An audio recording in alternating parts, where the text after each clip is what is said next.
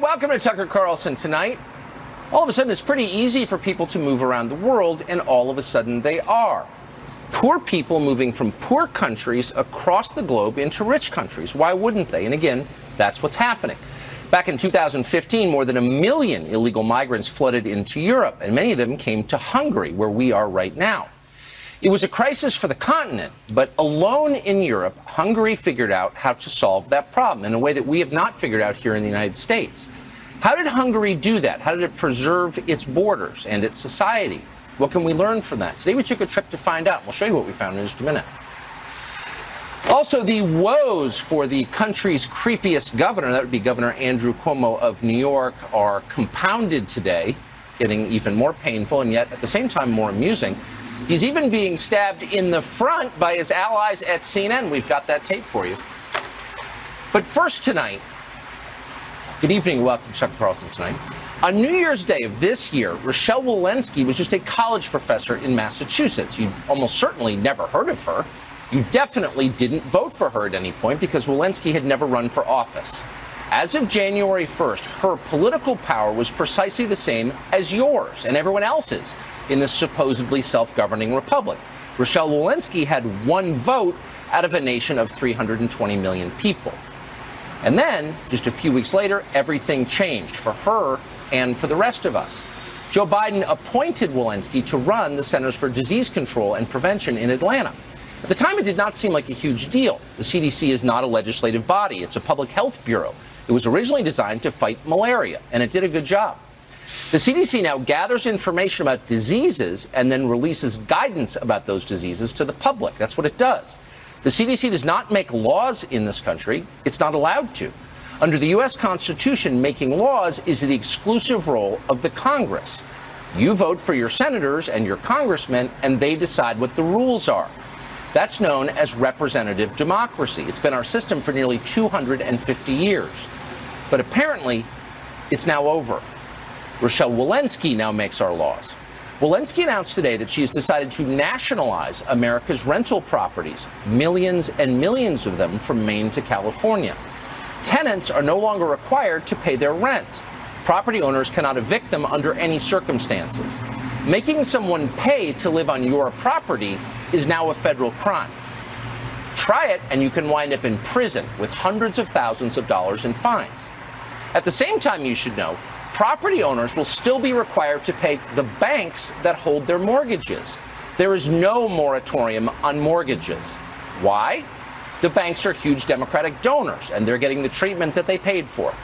Sandy Cortez and the squad are not calling for the banks to do their part, so they're not.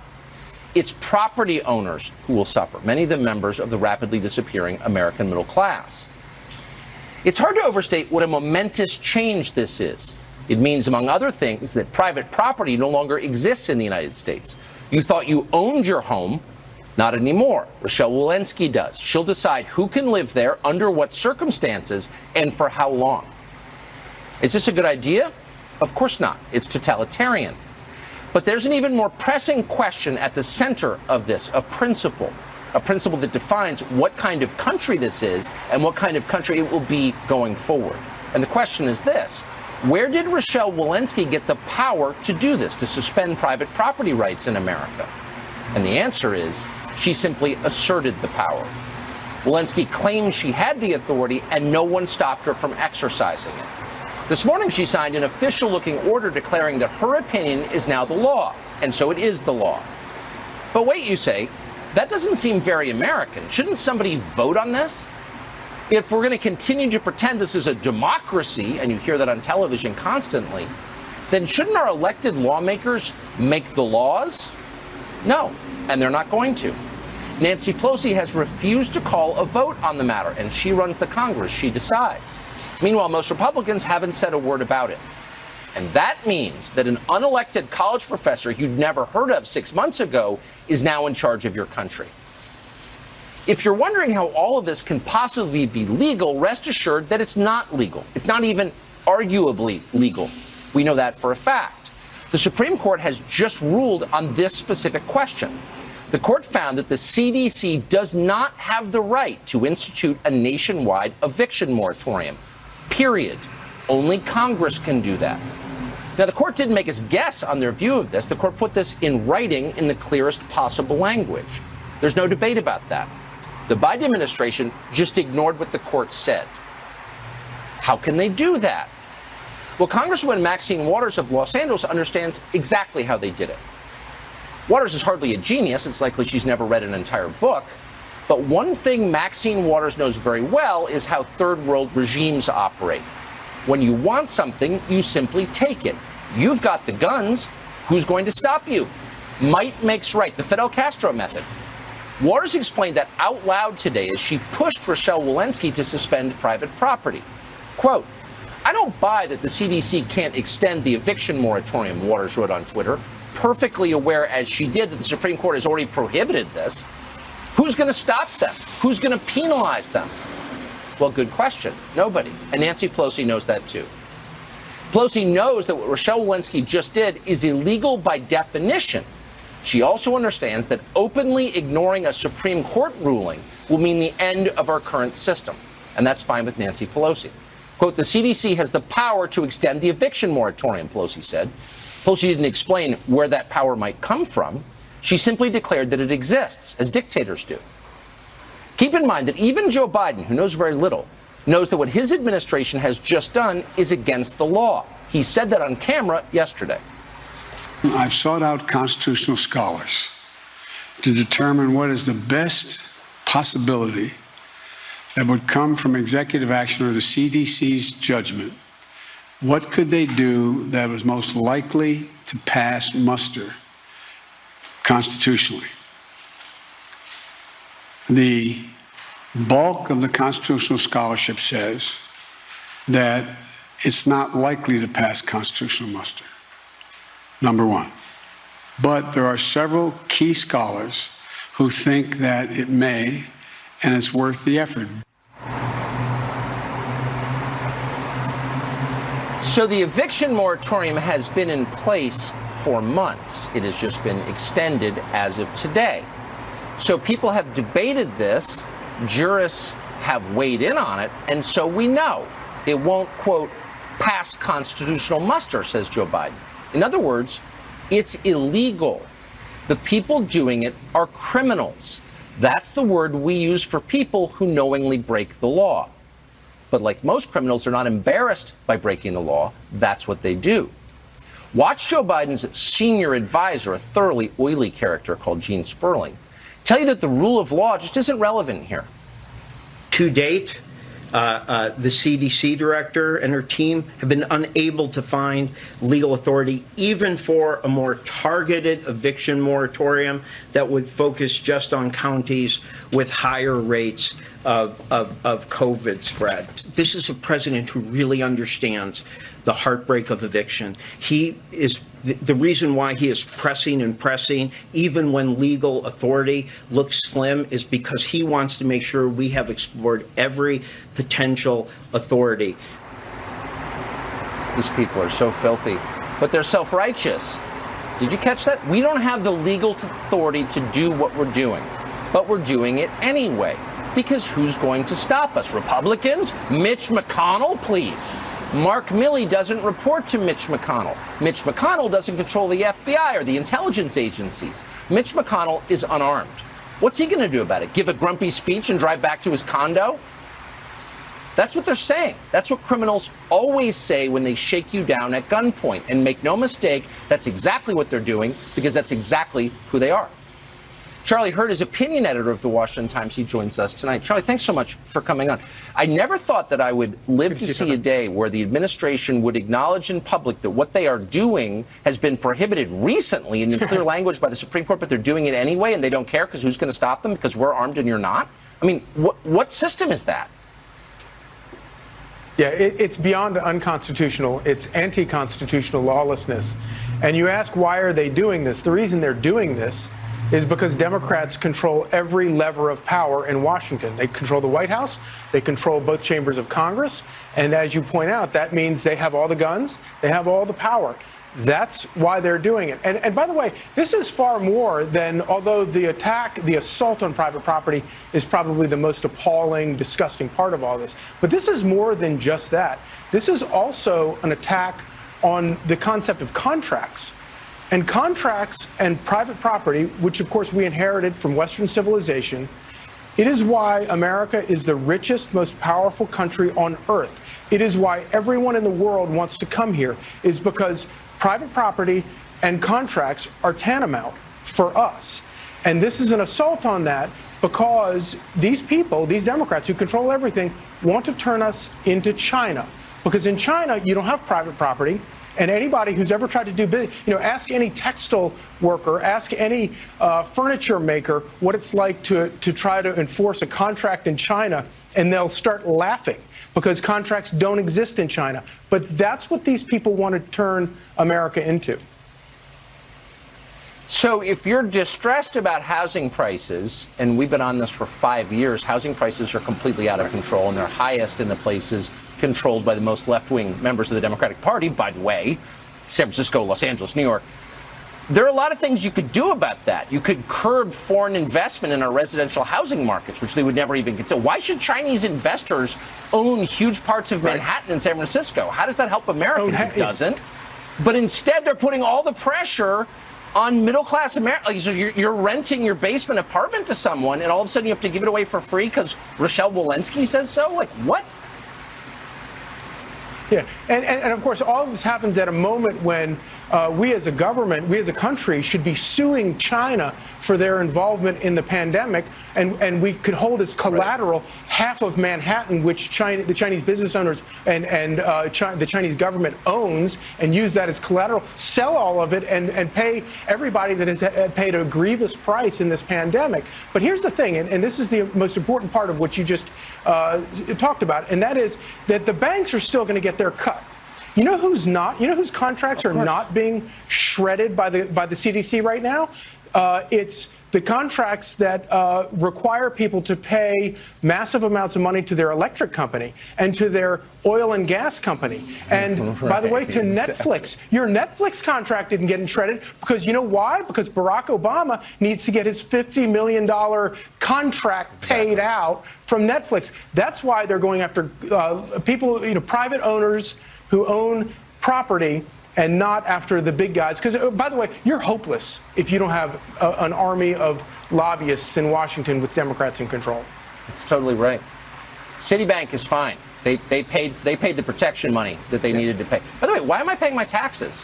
Why is the contract between me and the IRS, you and the IRS, the rest of us in the IRS, still valid? Well, because they have the guns, that's why. Charlie Hurd, I appreciate it. Yeah. Thank you. Thanks, Tucker. Man, when your day goes bad, it tends to get worse, and that has happened to poor Andrew Cuomo, the creepiest governor in America. Even CNN, which has spent more than a year hiding the deaths Andrew Cuomo caused in New York's nursing homes, has turned on him. Don Lemon, Mr. Don Lemon, ladies and gentlemen, whipped around on Andrew Cuomo last night on television like a scene from The Godfather, and we have it for you. Plus, Ted Nugent joins us later in the show. Rock star and wise man.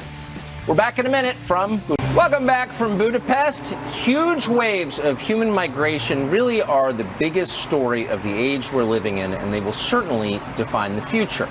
They've accelerated for a couple of reasons. One, it's very easy to travel from one end of the globe to another, easier than it's ever been in human history, and cheaper. But for another, a lot of the world is getting less stable, and in part that's the fault of the West. Ideologues in this country, some of whom now work at the Biden State Department, decided to overthrow the government of Iraq. That caused a domino effect of instability throughout the region and massive waves of human migration. Hillary Clinton decided that for some reason we had to kill the leader of Libya. That started a civil war in that country, and again, more migration. And then for the last 15 years, again, ideologues in Washington have pushed more war in Syria. So all of that had effects. One of those effects back in 2015 was the movement of more than 1 million people from the Middle East and North Africa, and in some cases sub-Saharan Africa, into Europe. Now, Europe is controlled by the EU, which is effectively controlled by Germany. No one says it out loud, but really it's the German Empire. And at the time it was run by the German Chancellor, Angela Merkel, and she decided to keep the doors open. She said that accepting more than 1 million migrants in her country was not a big deal at all. Quote, Germany is a strong country. We will manage. Well, of course, she was completely wrong. That decision changed the nature of Germany forever, caused a massive crime spike. Yes, that's true and proven. And in general, disrupted the entire region. It's not clear who exactly benefited from that. Even the migrants themselves, certainly the countries they came from, were weaker as a result. But there was one country in Europe that decided not to play along with this disaster. It's not coincidental that that country is hated by the same ideologues in Washington who pushed the Iraq War. The same people who helped cause this problem are angry at a man called Viktor Orban, who's the democratically elected prime minister of Hungary. And back in 2015, he decided, no, we're not going to allow our nation of 10 million people to be changed forever by people we didn't invite in and who are coming here illegally. And so he put a stop to it. In the face of great international pressure, they called him all kinds of names. The EU called what he was doing illegal. But he did it anyway. He built a wall. And today we went to see it. We took a military helicopter down to the southern border of Hungary, right where it borders Serbia. And we looked at this Hungarian wall that has effectively ended illegal migration into the country. And we found a couple of things. For one, it's not actually a wall. It's a chain link fence. It's very simple. And if you sat for the last 5 years and listened to American experts debate how it's impossible to stop immigration with the wall, no matter how high tech, you learned that that's a complete lie. All you need is the will to do it. So we went down there and we watched that wall and we noticed a couple of things. For one thing, unlike every border we've ever visited around the world, it was perfectly clean and orderly. There weren't piles of trash. There weren't scenes of human suffering because it was under control. Chaos creates humanitarian disasters. That's true everywhere around the world, and it's true particularly on borders, and particularly on our southern border, where there are people suffering and dying because the Biden administration has abetted, in fact, welcomed chaos. But we didn't see that today. We saw order and clarity. You are not allowed to come to Hungary illegally. While we were on the border today, the Serbian border in Hungary, we saw two people who attempted to come illegally. Both of them turned out to be from Syria. And we watched what happened when they were apprehended. It was a very straightforward process, so straightforward that it was a little confusing to watch. They came over the border. They were immediately picked up by Border Patrol. They were brought to a detainment area. They were treated politely. We were there the whole time. They were photographed. They were searched for weapons on the outside of their clothing. And then they were escorted through a door, and we followed them. We thought they're going to further processing or to meet with their attorneys or some Soros-funded NGO, and then moved into some other part of Hungary to stay there forever, at least a few years. But that's not what it was. That door was the border. And as we followed them through, they were escorted back where they came from, into Serbia, and they can apply for asylum somewhere else. That straightforward immigration policy, no, you're not allowed to come here illegally, I'm sorry, this is a real country, we have laws, works. And it doesn't require a GDP the size of the United States' GDP. It doesn't require high-tech walls or guns or surveillance equipment. All it requires is the will to do it. And as we watched this happen, we said to a Hungarian minister who was standing there, it's hard to believe that's your policy? When you come here illegally, you're just escorted out politely? And he said, quote, we're a serious country. How embarrassing to be an American in a conversation like that, to realize the greatest country on earth is not on some level a serious country because it allows the chaos that inevitably occurs, the human suffering that inevitably occurs when you open your borders. By the way, we couldn't help but notice that on the Serbian side of the border, where the migrants are massing, trash and filth everywhere. Boy, does that tell you a lot.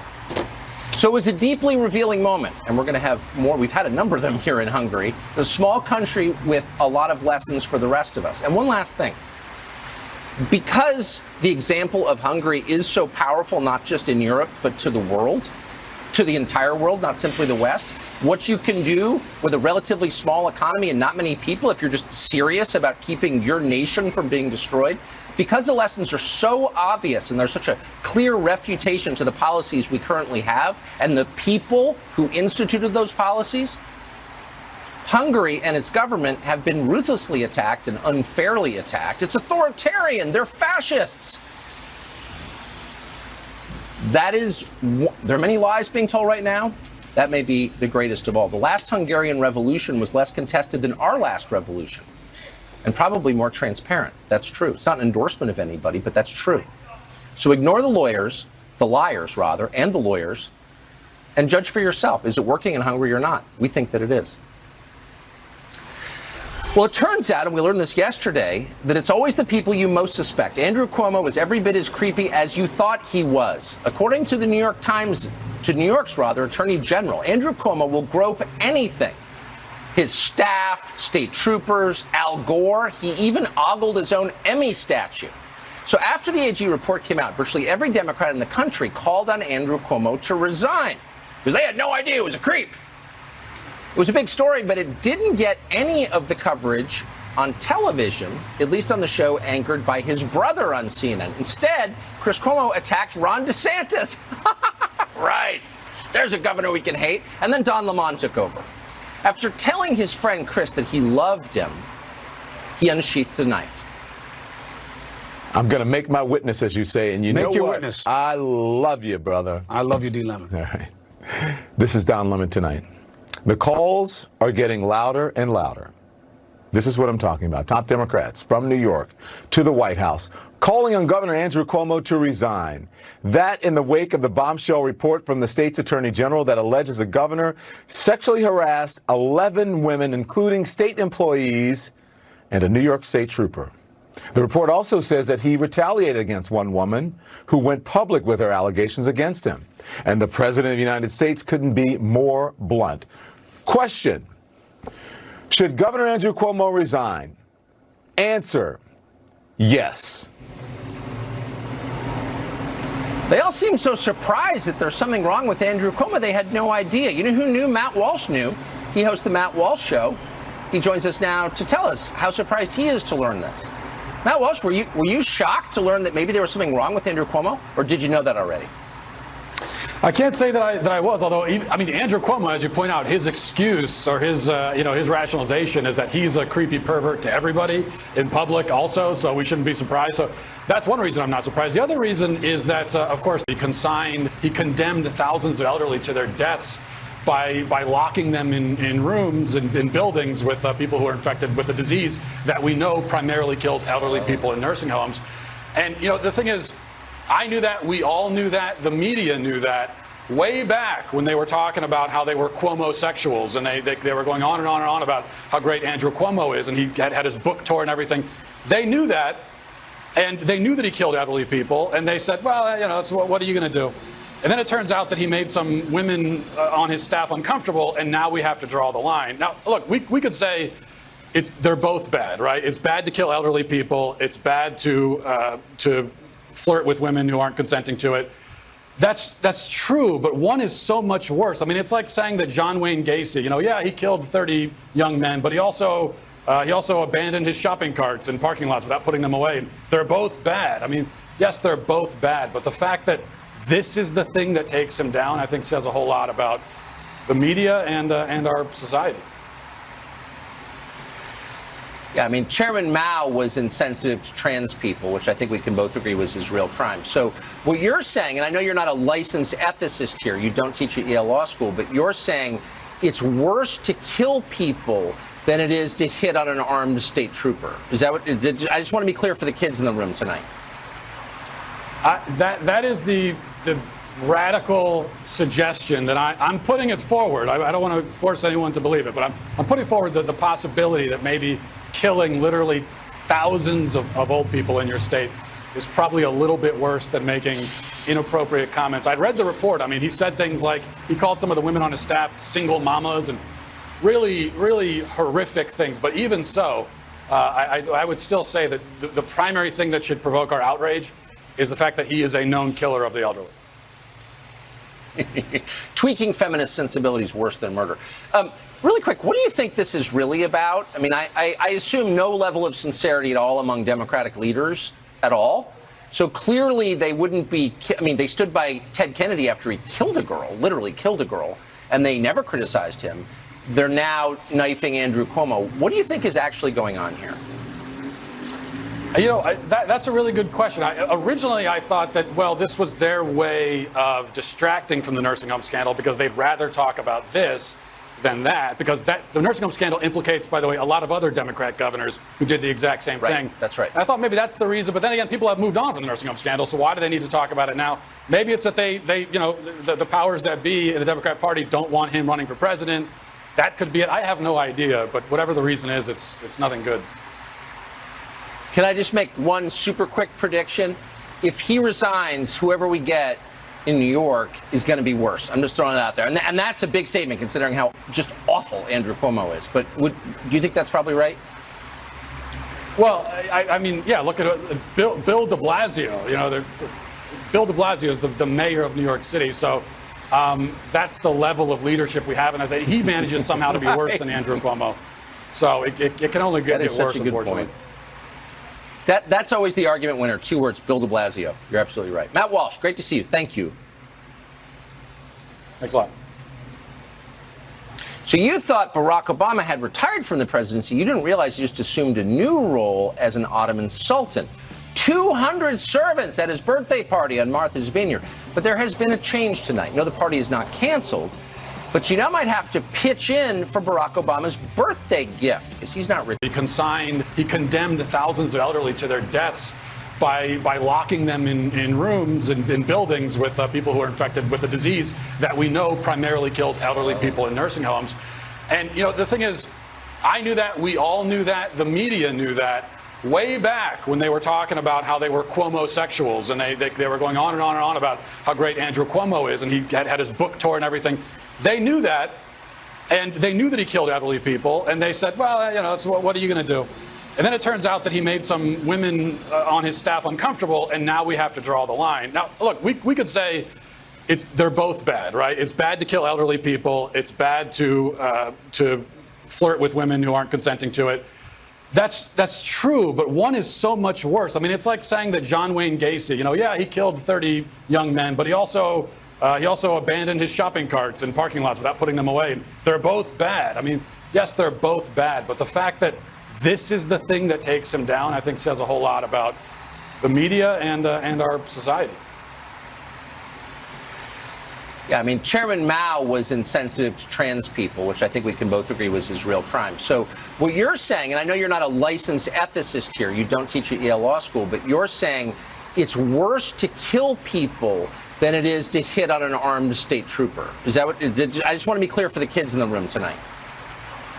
That is the radical suggestion that I'm putting it forward. I don't want to force anyone to believe it, but I'm putting forward the possibility that maybe killing literally thousands of old people in your state is probably a little bit worse than making inappropriate comments. I'd read the report. I mean, he said things like he called some of the women on his staff single mamas and really, really horrific things. But even so, I would still say that the primary thing that should provoke our outrage is the fact that he is a known killer of the elderly.